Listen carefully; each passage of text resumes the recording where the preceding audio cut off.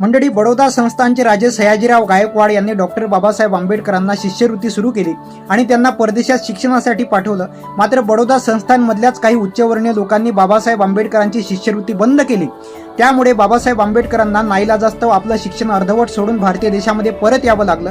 ही वार्ता छत्रपती शाहू महाराज यांच्या कानावर पडली आणि छत्रपती शाहू महाराज कोल्हापूरवरून बाबासाहेब आंबेडकरांना भेटण्यासाठी मुंबईमध्ये आले आणि शाहू महाराजांनी बाबासाहेब आंबेडकरांना आपल्या छातीशी कवटाळून आलिंगन दिलं. बाबासाहेब आंबेडकरांची शिष्यवृत्ती पुन्हा सुरू केली आणि त्यांना परदेशात शिक्षण घेण्यासाठी पाठवलं. आणि जेव्हा बाबासाहेब आंबेडकर आपलं शिक्षण पूर्ण करून भारतीय देशामध्ये आले तेव्हा माणगावच्या परिषदेमध्ये छत्रपती शाहू महाराजांनी आपल्या डोक्यावरची पगडी काढून बाबासाहेब आंबेडकरांच्या डोक्यावर ठेवली आणि परिषदेमध्ये उपस्थित असलेल्या सगळ्या लोकांना सांगायला लागले की संपूर्ण भारतीय देशाला त्यांचा भावी मुक्तिदाता मिळालेला आहे. हे नातं छत्रपती शाहू महाराजांनी डॉक्टर बाबासाहेब आंबेडकर यांच्यामध्ये होतं. इन्कलाब जिंदाबाद.